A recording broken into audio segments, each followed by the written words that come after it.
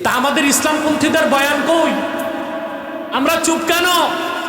আমাদের বয়ান হচ্ছে এটা, সংবিধান রচিত হবে কোরআন সুন্নাহর আলোকে, যে সংবিধানের মূল ভিত্তি হবে সার্বভৌমত্বের মালিক জনগণ নয় আল্লাহ সুবহানাহু ওয়া তাআলা। পারবেন? আমাদের সব কাজ হবে আখিরাতমুখী। এই জন্য আল্লাহ বলেছেন তোমরা দুনিয়াকে প্রাধান্য দিচ্ছ, কাফেরদেরকে বলেছেন আখিরাতের উপর।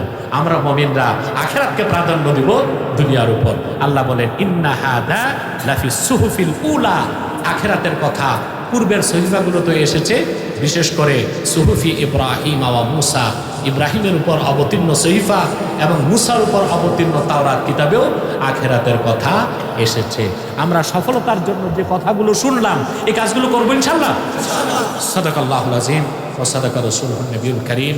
আমরা এসেছি শুধুমাত্র আল্লাহ তার হাবিবের রেজামন্দি হাসিল করার জন্য, আর ইহকালীন কল্যাণ এবং পরকালীন মুক্তির জন্য কিছু পাথেয় সংগ্রহ করার জন্য। ঠিক না? এছাড়া কোনো উদ্দেশ্য আছে আমাদের? এখন এই যে আপনারা আসলেন আর বসে আছেন, সুবহানাল্লাহ, কতটুকু বেনিফিটেড হচ্ছেন আপনি চিন্তা করতে পারবেন না। বসে আছেন, প্রতি শ্বাসে 10টা নেকি লেখা হচ্ছে। আপনি মাহফিলে বসছেন, আকাশে জমিনে নদী আর সমুদ্রে আপনাদের জন্য দোয়া হচ্ছে। খুশি হইলেন না? এটা আমার কথা না, আল্লাহর হাবিব ইরশাদ করেছেন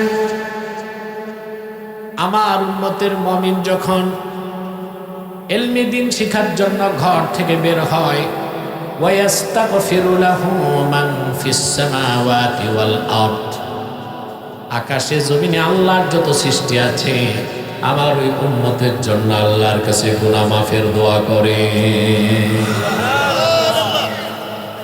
দোয়া চলছে আকাশে জমিনে নদী আর সমুদ্রে, বলেন সুবহানাল্লাহ।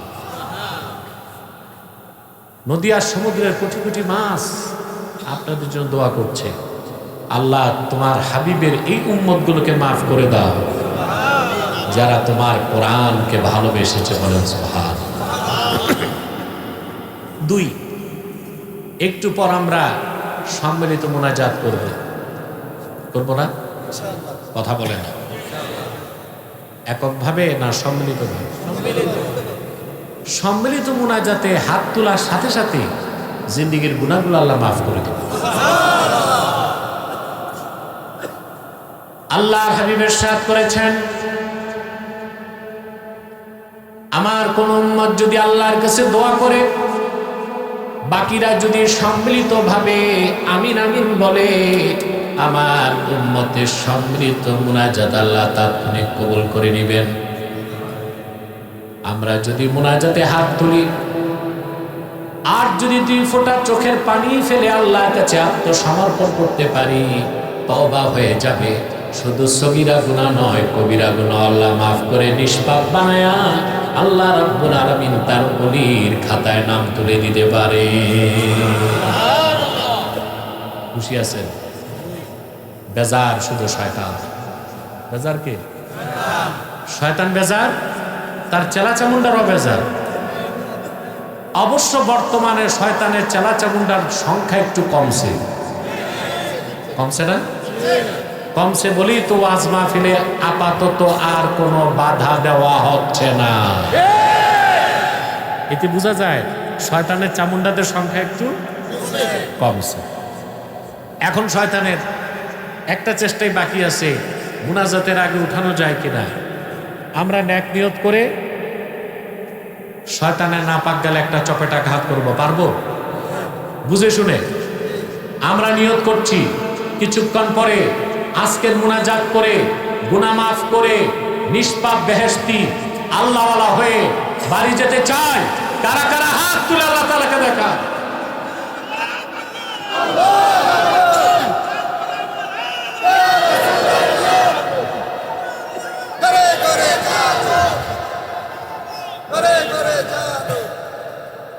আল্লাহ কবুল করুন।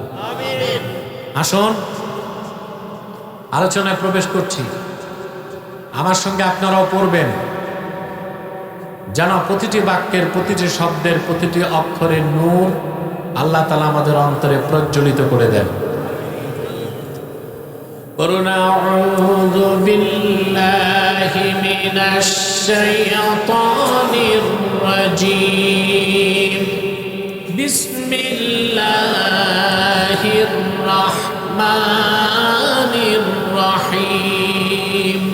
قد أفلح من تزكى وذكر اسم ربه فصلى بل تؤثرون الحياة الدنيا والآخرة خير وأبقى إن هذا لفي الصحف الأولى صحف إبراهيم وموسى। আল্লাহ তাআলা বলেন قد أفلح من تزكى, নিশ্চিত সফলতা লাভ করলো সেই যে তার হৃদয়কে পবিত্র করল। হইল না? পুরুষের কণ্ঠে বলেন সুবহানাল্লাহ। ওয়া যাকারা ইসমা রাব্বিহ, হৃদয় পবিত্র করলো আর তার রবের নামে জিকির করলো। ফাসাল্লা, নামাজ আদায় করলো। আল্লাহ তাকে সার্টিফাইড করেছেন যে আমার এই বান্দাটা সফল হয়ে গেল। সুবহানাল্লাহ। আমরা সফলতা চাই, চাই না? মানুষ কেন, প্রত্যেকটা মানুষ সফলতা চায়। কৃষিজীবী কৃষিকাজে সফলতা চায়, ব্যবসায়ী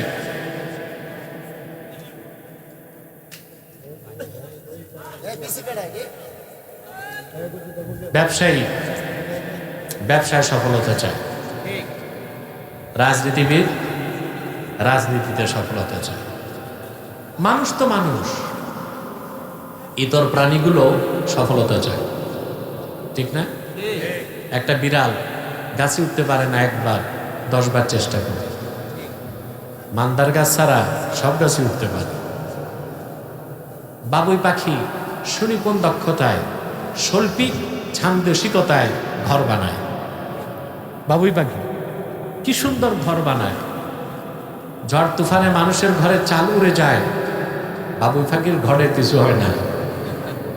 আপনি যত প্রকৌশলী আছে বাংলাদেশে, যত বিশ্ববিদ্যালয়, বুয়েট, চুয়েট, কুয়েট, রুয়েট, ডুয়েট, সব প্রকৌশলী এক জায়গায় আনলেও বাবুই পাখির ঘরের মতো শৈল্পিক ছান্দিকুশিকতায় একটা ঘর বানাই দিতে পারবে না।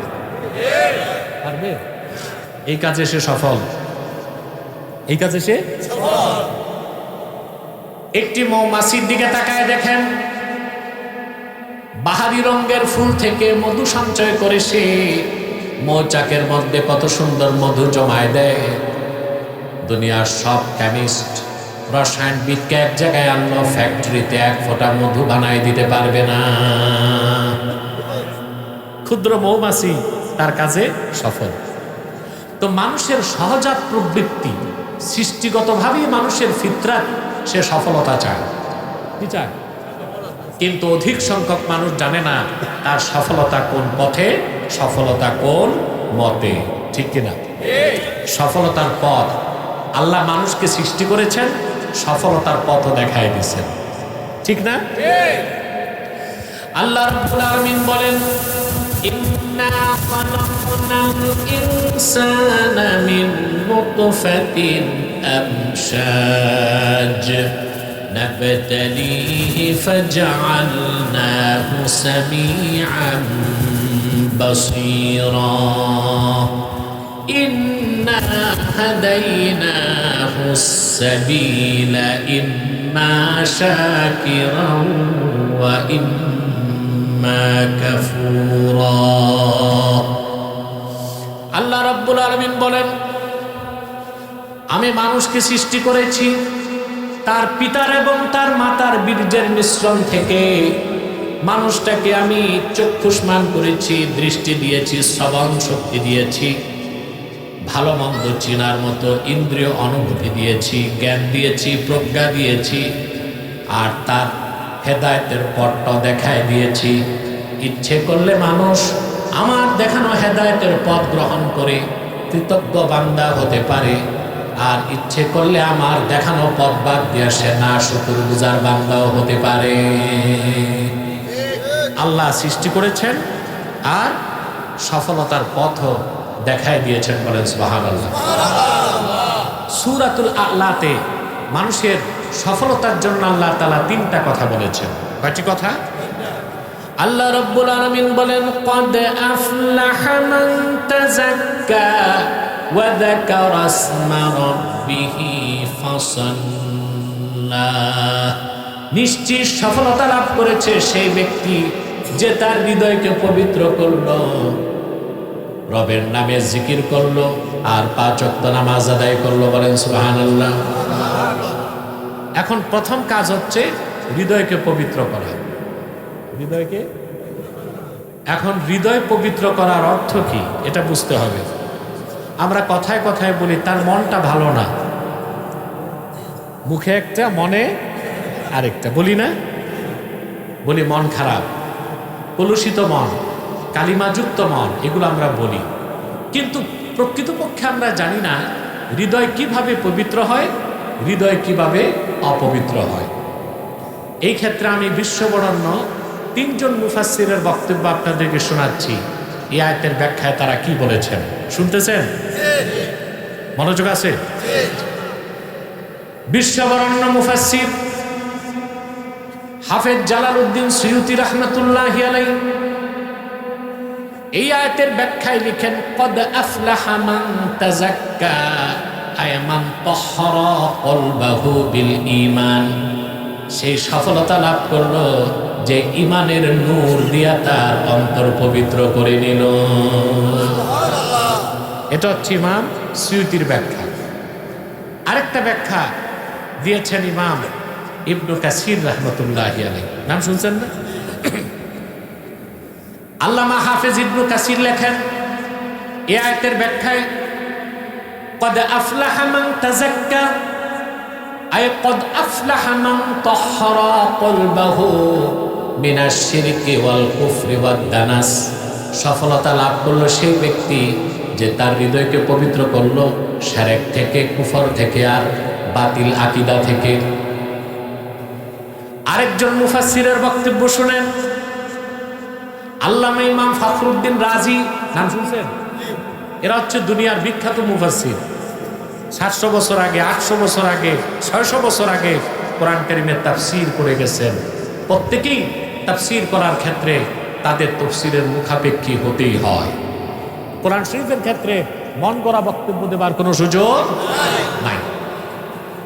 আল্লামা ফখরুদ্দিন রাজি লেখেন এই আয়াতের ব্যাখ্যায়, ইন্না মারাতিবা আমালিল মুকাল্লাফি সালাসা। আল্লাহর বান্দার আমলের 3টা স্তর। প্রথমটা হচ্ছে ইজালাতু আকাইদিল ফাসিদাতি মিনাল কলব। অন্তর থেকে শিরক, কুফর, বাতিল আকীদা পরিষ্কার করে ঈমান এনে হৃদয়কে পবিত্র করা। সুবহানাল্লাহ বলবেন না? আল্লাহ যে হৃদয় পবিত্র করার কথা বলেছেন, দেখবেন সাউন্ডটা কানে লাগে, কানে লাগবে না, অর্ডিন্যান্সে সাউন্ড লাগবে, সাউন্ড ডবল হবে না। আমি কম আওয়াজ চাই, পরিষ্কার আওয়াজ। গত বছর বাংলাদেশে যে মাইক অ্যাসোসিয়েশন আছে না, মাইক ব্যবসায়ী, ওদের একটা অ্যাসোসিয়েশন আছে, এটা জানেন? কথা বলেন। আরে অটো রিক্সাদের অ্যাসোসিয়েশন আছে, প্যাডেলের রিক্সাদের আছে, ভিক্ষুক ফকির মিসকিনের অ্যাসোসিয়েশন আছে। শুধু নাই বাংলাদেশে চোর ডাকাত কল্যাণ সমিতি, এটা নাই। তবে যেভাবে মানবাধিকারের কথা বলা হচ্ছে এটা হয়ে যাবে তাড়াতাড়ি। তো এখন এই মাইক অ্যাসোসিয়েশনের সহসভাপতি ফোন দিয়েছে আমার পিএসকে, যে কি ধরনের মাইক দিলে হুজুর খুশি হবে। তাই আমি বলে দিছি আমার সাউন্ড সিস্টেম হবে ক্লিন, ওখানে কোনো ইকো থাকবে না। যে মাইক ম্যানেরা এত বড় একটা কি আনে দেখছেন, 200 চাবি, এটা তো ও চালাইতে পারে না, ওর বাবাও জানে না। এগুলো শিখতে হয়, বিদেশে পড়াশোনা আছে, এইগুলো এনে ওরা হারমোনিয়ামের মতো এরকম।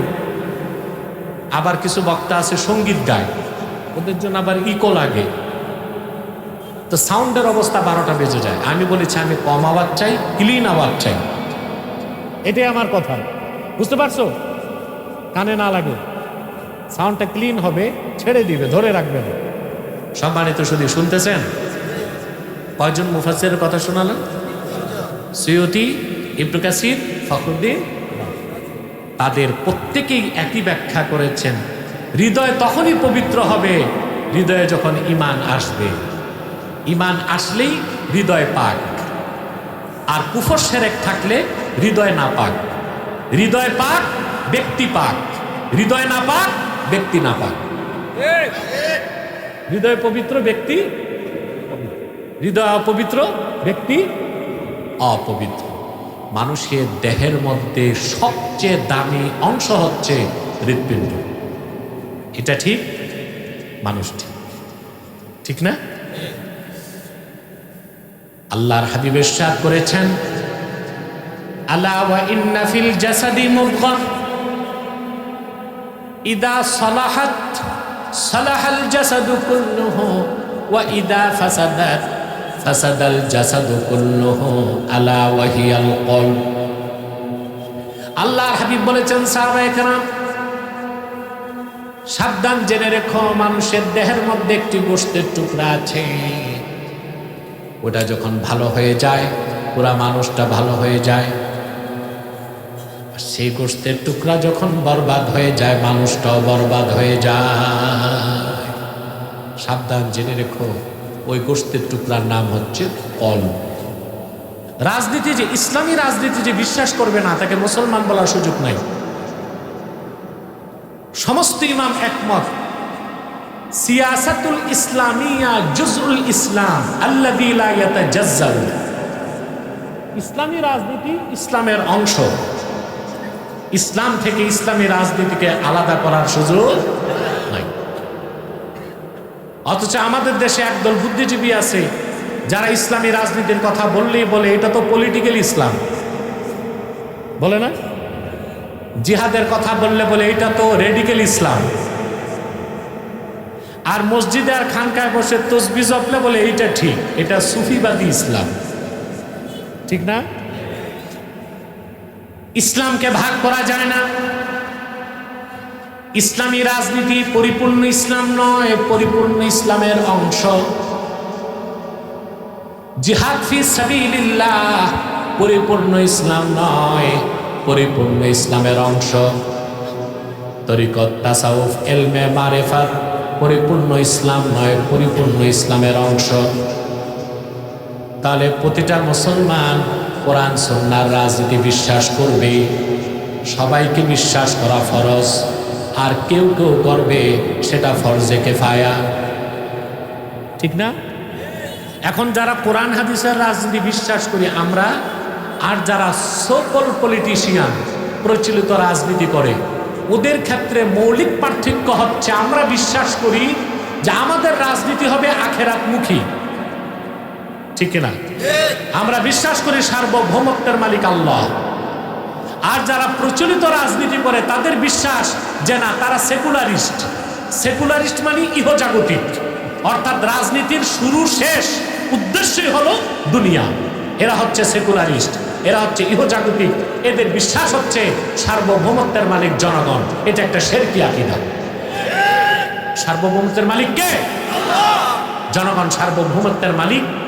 এই বিশ্বাস যদি কারো থাকে তার রাজনীতি হবে শিরক, তার গন্তব্য হবে জাহান্নাম।